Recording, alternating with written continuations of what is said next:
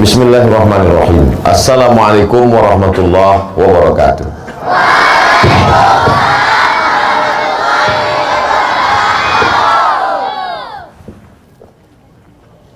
Kullu amrin dzibalin, semua amal yang baik walam yubda bihamdillah, kalau tidak dimulai dengan pujian kepada Allah, fahuwa aqta, maka amal itu putus, tidak bisa dibawa mati sebagai bekal menghadap Allah. Maka amal yang luar biasa ini kita awali dengan alhamdulillahi rabbil alamin. Setiap majelis kalau tidak disebut nama dia, maka majelis itu berubah menjadi antanajifah, majelis bangkai, busuk, berbau. Kita tak ingin majelis yang indah ini menjadi majelis bangkai, maka kita sebut nama dia. Allahumma salli ala Sayyidina Muhammad wa ala ali Sayyidina Muhammad. Anak raja memakai katun, duduk mengupas buah kuini. Saya tak lagi berpantun, sudah dihabiskan Ustadz Isfara ini.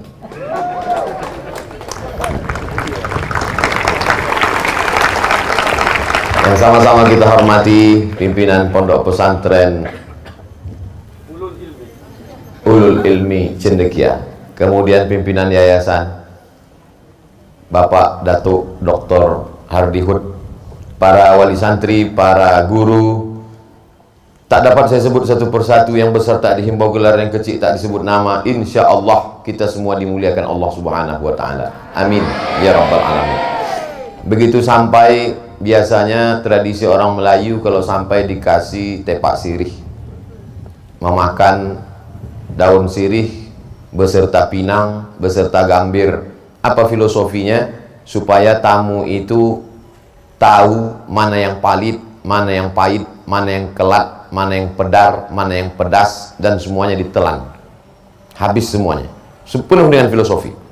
Tapi datang ke pesantren Ulul Ilmi Cendekia, saya tidak diberikan tepak sirih, tapi langsung disuruh menanam pokok kayu. Apa sebetulnya? Apa makna di balik ini? Apa yang sebenarnya diinginkan oleh pesantren Islamic Boarding School kepada Abdul Somad? Saya coba berpikir, makanya tadi saya duduk lama tuh merenung, apa makna di balik pokok kayu ini? Ternyata ada beberapa hal yang bisa saya ambil pelajaran. Saya simpulkan 5 poin. Kenapa Ustadz batasi 5 poin?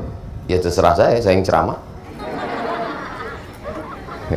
Biar mudah, jadi kita 5, jadi 5 poin. Yang pertama, bahwa pokok kayu tidak bisa langsung ditanam, dia mesti diletakkan dulu di dalam pot, di dalam polybag, di dalam plastik hitam. Setelah dia besar, barulah ditanam. Jadi anak-anakku sekarang, posisi kalian ini sekarang sedang berada di dalam plastik hitam. Berapa lama kalian berada di plastik hitam ini? 6 tahun.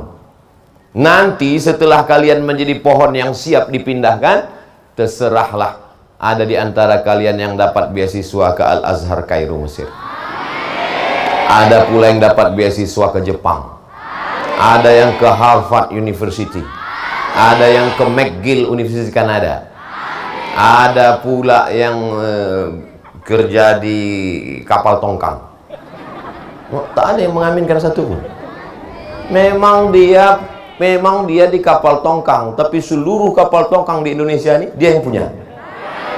Tadi tak ada mengaminkan. Artinya apa? Selama di dalam pot, di dalam polybag, dalam plastik hitam ini, sabar-sabarlah dulu nak. Karena di sini kau dijaga. Batang kayu belum cukup kuat. Kalau langsung diletakkan di situ, nanti kau akan tumbang, anginnya kencang. Maka disimpan dulu kau dalam pot supaya kuat. Karena ini di tempat ini anginnya kalau sudah malam kencang, lalu kemudian bisa patah. Banyak yang akan mengganggu. Datang wereng melobangi daunnya, datang pula ulat memakan akarnya, datang pula orang yang jahil mencuil rantingnya. Lalu yang paling jahat ini adalah ulat memakan pucuknya. Memang suka ulatnya makan pucuk, sambil menyanyi pula tuh, pucuk, pucuk, pucuk. Paham apa yang Ustaz sampaikan nih kan? Soalnya orang kena panas ini, dehidrasi, kurang cairan, payah berpikir. Apalagi lalat-lalat besar-besar pula di batangnya, mengaum dia di atas. Nah, oleh sebab itu maknanya adalah selama di sini kalian dijaga. Laki-laki dengan perempuan jauh. Ada tembok Berlin di antara kalian. Tak bisa pandang memandang. Kalau pandang sikit-sikit aja.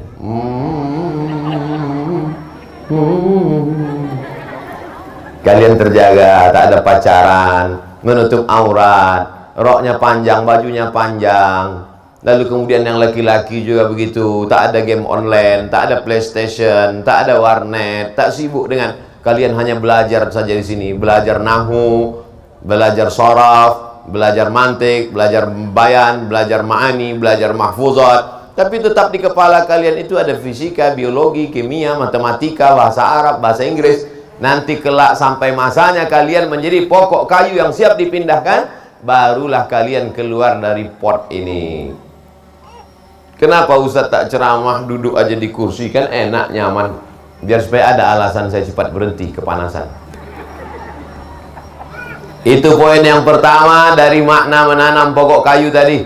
Hai Abdul Somad, ini kau diberikan pokok kayu yang selama ini disimpan di plastik hitam, dia terpelihara, terjaga, disiram. Sekarang kau pindahkan Abdul Somad. Yang kedua, mengamalkan sunnah Nabi SAW. Idza waqa'at ala ahadikumul qiyamah, kalau kamu sudah mau mati, wa fi yadihi fasilah, di tanganmu ada bibit korma, falyughrisha, tanamkan.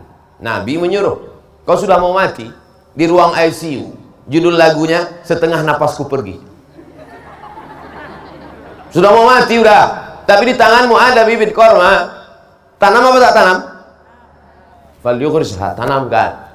Untuk apa menanam pokok korma? Kita udah mau mati. 5 tahun, 10 tahun lagi baru berbuah. Bukan sempat bernaung di bawah daunnya yang rimbun. Bukan sempat mencicipi manisnya untuk buka puasa. Allah malakasumtu abika amantu. Untuk apa ditanam? Bukan kita yang memakan buahnya. Bukan kita yang bernaung di bawah daunnya yang rimbun. Tapi kalau ada orang lain yang bernaung, maka pahalanya tetap sampai ke kita.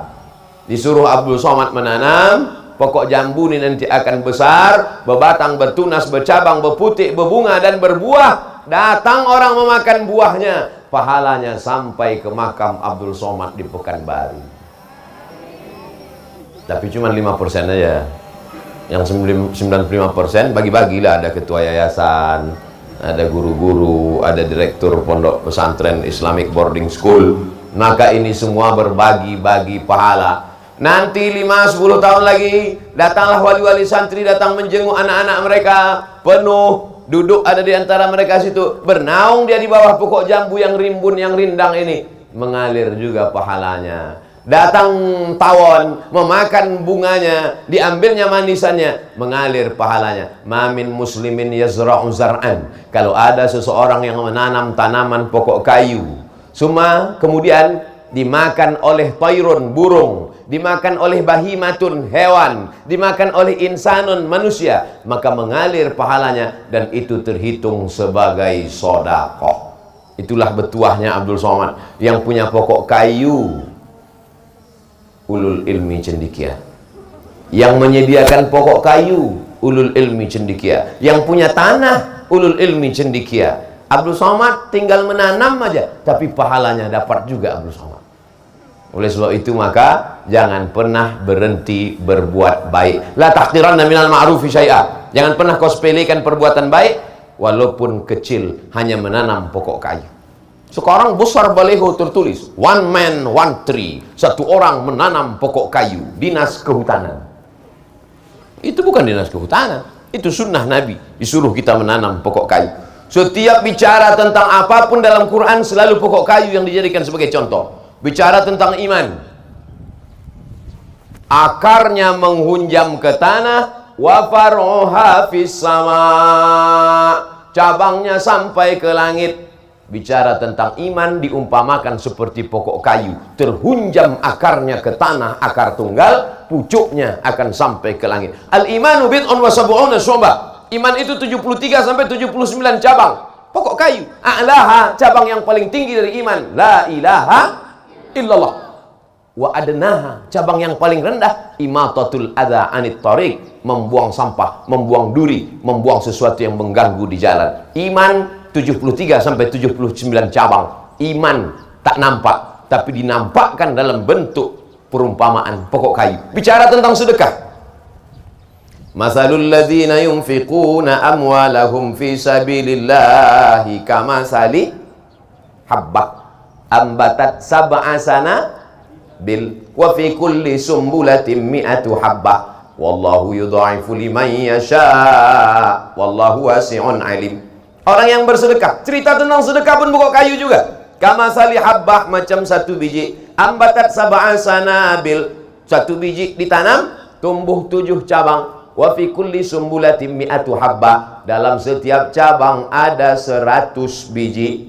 Satu biji tumbuh 7 bulir, 7 cabang. Satu cabang dapat 100. Satu jadi 7, jadi 700. Wallahu yudha'ifu liman yasha. Allah lipat gandakan lebih banyak daripada itu. Wallahu wasi'un alim. Karunia Allah lebih luas dan Allah lebih tahu. Bicara tentang apapun selalu dikaitkan dengan pokok kayu. Alhamdulillah, ketika mau turun di airport Hang Nadim, kalau kita naik pesawat, pandang ke bawah, hijau semua pokok kayu. Dulu hijau. Sekarang ada sikit-sikit lagi yang hijau, lain tu kuning. Maka kita sedang diajarkan untuk hijau. Makanya tadi nama programnya Hijabers. Hijau, bersih, berbunga. Hijau. Mata kita ini memang mesti dijaga. Makanya kalau mau mata ni awet, sering-sering menengok yang hijau-hijau. Menengok pokok-pokok hijau. Bukan menengok perempuan berjilbab hijau. Menengok yang hijau-hijau. Nah, itu pelajaran yang kedua. Pelajaran yang ketiga. Setelah ditanam, cukupkah dia setelah ditanam? Tidak, mesti disiram. Setelah saya tanam tadi, saya pun tampungkan tangan. Maksud saya, siramlah tangan saya kena tanah nih. Tak ada yang menyiram, disangka mereka saya baca doa. Setelah ditanam tuh disiram, Pak Cik. Anak-anak kita ini, setelah dia menjadi tanaman, dia mesti disiram. Disiram dengan apa? Ulul ilmi, disiram dengan ilmu. Kalau tak disiram, maka dia akan mimda tema taya bawati is dead. Oleh sebab itu maka disiramlah dia dengan ilmu. Ini sekarang anak-anakku di nama pesantren ini tetap ilmu. Sekarang namanya ilmu SMP. Setelah itu ilmu SMA. SMP SMA apa ya? SMP, habis itu ilmu SMA, habis itu ilmu S1, habis itu ilmu S2, habis itu ilmu S3, habis itu ilmu postdoktoral, habis itu ilmu profesor, habis itu ilmu. Sampai kapan ilmu nih Pak Ustadz? Sampai ilmu talqin waktu sakratul maut tetap ada, disiram juga. Laqinu mautakum, talqinkan orang yang mau mati di antara kamu dengan ucapan la ilaha. Makanya dalam Islam diajarkan utlubil ilma minal mahdi ilal lahdi. Mahdi waktu lahir. Waktu lahir kalian ada diajarkan ilmu? Ilmu apa? Waktu lahir ada diajarkan ilmu? Ilmu apa? La ilaha illallah Muhammadur Rasulullah. Waktu lahir ilmu pertama yang diajarkan ayah kalian adalah Asyhadu an la ilaha illallah. Betul? Ada yang ingat? Macam ingat aja. Ustaz aja tak ingat.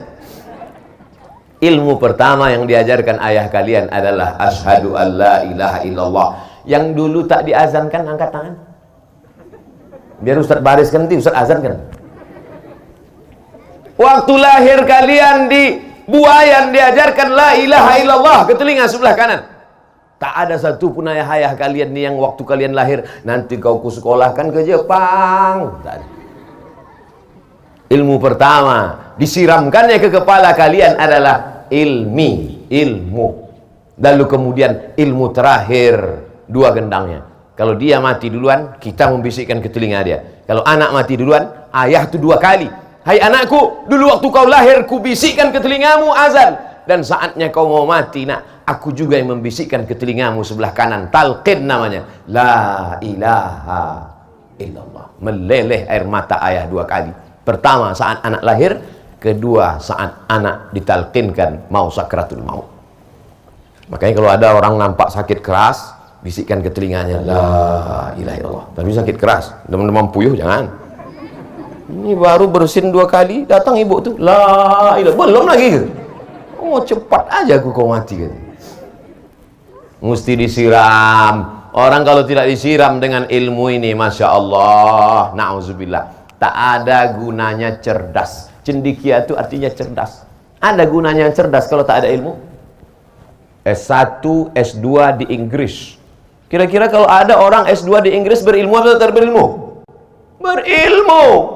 Tapi belum tentu cerdas. Cerdas belum tentu berilmu. Maka Islam mengajarkan kita seimbang antara kecerdasan spiritual dengan kecerdasan intelektual. Kecerdasan usaha mesti seimbang. Orang yang hanya berusaha saja, tak mau berdoa, sombong. Berdoa saja, tak mau berusaha, pesong. Apa pesong itu Pak Ustaz? Mereng amper. Diluruskan sedikit. Dikasih dia ilmu, tak juga lurus, antukkan ke tiang. Saudara yang dimuliakan Allah, anak-anakku sekalian, maka jangan kalian merasa kalian sedang dibuang orang tua. Justru orang tua kalian sayang, disiramnya kalian dengan ilmu. Siram terus supaya tanam-tanaman tadi hijau. Ini kadang ada anak-anak ini berpikir lain, dimasukkan dia pesantren, suuzon, sangkanya pula orang tua menung di bawah pokok sawit sore-sore. Jangan-jangan aku ni anak yatim, menganga mulut sore-sore jam 6 mau azan. Jangan, kan jin masuk, lalat pun masuk dalam. Apalagi kalau sawit yang tinggi itu, berondol masuk dalam. Orang tua kalian bukan main sayang sama kalian. Kalau kalian tak tahu, nanti coba pas hari libur pergi ke lampu merah. Lampu merah di Batam. Tengok macam mana anak-anak jual koran, macam mana anak-anak semir sepatu. Mereka itu bukan mau cari kaya, mereka itu bukan untuk uang sekolah, untuk makan. Kalian tenang, kenyang, hidup adem, ayam, nyaman. Oleh sebab itu maka sayangi orang tua. Orang tua ini tak pernah minta apa-apa. Ada di antara wali murid orang tua ini yang berkata ke kalian, ku sekolahkan kau di ulul ilmi, maka nanti kau mesti balas ini semua. Hitung uang sekolah, uang baju, uang koper, uang tas, sampai nanti kau S2, S3. Ada? Mana ada? Ada di antara emak kalian yang berkata, nanti kalau kau sudah berhasil, tolong belikan emak rantai sebesar rantai sepeda. Ada? Tak ada. Mereka cuma minta satu, nak. Yang mereka minta kau bangun di tengah malam mengangkat tangan, Rabbil firli wali walidayya warhamhuma kama rabbayani shaghira. Menengok jilbab kalian panjang, sejuk hati dia. Menengok rok kalian panjang, tenang hati dia. Menengok kalian pakai baju koko, baju teluk belanga, baju Melayu, sholat di masjid, dibukanya pintu kamar kalian. Bangun dia malam jam 2 mau buang air kecil, mohon maaf, didengarnya suara mengaji. Di mana ini? Rupanya suara itu dari kamar anaknya. Bismillahirrahmanirrahim. Ar-Rahman 'allamal Qur'an, khalaqal insan, 'allamahul bayan. Oh, anakku, ya Allah, sejuknya hati. Bukan cuma berbunga-bunga hatinya, bersalju-salju hatinya. Begitu dibukanya pintu kamar, tengok, rupanya TV belum mati. Oleh sebab itu maka senangkan hati orang tua. Kalau belum sanggup membahagiakan orang tua, jangan susahkan orang tua. Siap? Takbir. Itu untuk memastikan bahwa kalian masih hidup. Yang keempat, setelah dia disiram, maka insya Allah dia pun akan berbuah. Buah daripada ilmu itu apa? Al-ilmu bila amalin kasyajari bila. Hafal semua. Itu enaknya kita ceramah di pesantren. Al-ilmu bila amalin, langsung disambung kasyajari bila samarin. Coba kalau ceramah di panti jompo, al-ilmu bila amalin. Kata jemaah, terserah kalau Ustaz, apa ujung-ujungnya mana kami tahu, bukan urusan kami itu, kata dia. Tapi Masya Allah, tidak ada gunanya ilmu kalian banyak, nak, kalau tidak beramal. Makanya beramal, sholat berjamaah, nanti pulang ke rumah sholat subuh. Banyak juga anak pesantren ini kalau udah pulang ke rumah macam kuda lepas kandang. Sampai jam 6.30 mak membangunkan, bangun nak, sembahyang nak. Kenapa kau bangun siang nak? Aku mau membalaskan sakit hati di pesantren bangun subuh. Wah ilah. Ada pula sebagian anak-anak nih bangun jam 7.30. Datanglah maknya bertanya ke ustadz di pengajian di musola. Pak ustadz, ya ada yang mau saya tanya Pak ustadz. Apa namanya bu? Mazhab apa yang sholat duha pakai kunut tuh Pak ustadz? Setahu saya tak ada katanya ustadz nih. Kenapa ibu bertanya tentang ini? Anak saya begitu pulang dari ulul ilmi cendikia tuh, saya tengok sholat duhanya berkunut. Itu bukan duha bu, sembahyang subuh kesiangan. Beramal kalian anakku. Di sini kalian baca Quran, di rumah pun nanti juga baca Quran. Di sini kalian jilbab panjang, di rumah pun juga nanti pakai jilbab panjang. Banyak yang di pesantren pakai jilbab panjang. Begitu belum sampai ke rumah, baru keluar pagar pesantren melayang jilbab. Pergi ke mall. Sampai guru pun macam-macam pernah jumpa anak ini mana ya? Di manalah aku nampak anak ini? Baru dia ingat, oh mahasiswi saya rupanya. Saya dulu pengalaman pribadi gitu. Jumpa saya di mall, senyum dia. Saya tengok, Pak katanya, loh kok kenal dia? Macam pernah nampak kawan SD rasanya tidak. Muda kali, dia tua kali kita. Rupanya mahasiswi. Keluar dia dari kelas itu, melayang jilbabnya. Na'udzubillah. Ustadz mau kalian istiqomah sampai akhir hayat insya Allah. Cantik kalian bukan pada lipstik yang tebal 2 inci. Cantik kalian bukan bulu mata yang terbuat dari ijuk, berkedip-kedip. Cantik kalian adalah bekas tahajud di tengah malam. Cantik kalian adalah ketika jilbabnya panjang. Apa namanya? Inner beauty. Kecantikan dari dalam. Ganteng kalian bukan kalian pakai celana sempit sampai menjerit hampir pecah ke celana. Ganteng kalian adalah karena kalian berprestasi, karena kalian mendapatkan beasiswa, karena kalian orang-orang yang bermanfaat untuk Batam, untuk Kepulauan Riau, untuk Indonesia insya Allah. Betul? Oleh sebab itu maka beramallah. Amal bukan cuma baca Quran, amal bukan cuma sholat berjamaah, amal bukan cuma zikir. Amal adalah beraktivitas untuk segala kegiatan dunia yang memudahkan urusan orang lain. Makanya ada di antara kalian nanti yang jadi programmer komputer, ada yang kuliah di Fakultas Sains Teknologi, ada yang di Fakultas Pertanian dan Perikanan. Ini anak-anak kepulauan ini mesti sekolah di Fakultas Pertanian dan Perikanan. Kenapa? Karena kelilingnya banyak, bisa untuk beternak ikan, untuk macam. Kau di mana sekarang? Alhamdulillah Pak Ustadz, sesuai dengan nasihat Ustadz dulu, saya di Fakultas Perikanan Pak Ustadz. Kerja kau sekarang apa? Saya buat karamba ikan Pak Ustadz. Berapa ekor isinya? 1 aja Pak Ustadz. La ilaha illallah. Karamba besar ikannya cuma 1. Iya Pak Ustadz, induk paus Pak Ustadz. Di mana sekarang diekspor? Dibuatkan ikan kaleng, diekspor ke Jepang. Karena orang Jepang ini suka makan ikan mentah, namanya sushi. Masukkan dengan ikan. Saya pernah diundanglah saya sama orang kaya. Ustadz Somad akan diberikan makanan spesial katanya. Wah, saya siapkanlah. Saya tarik napas panjang.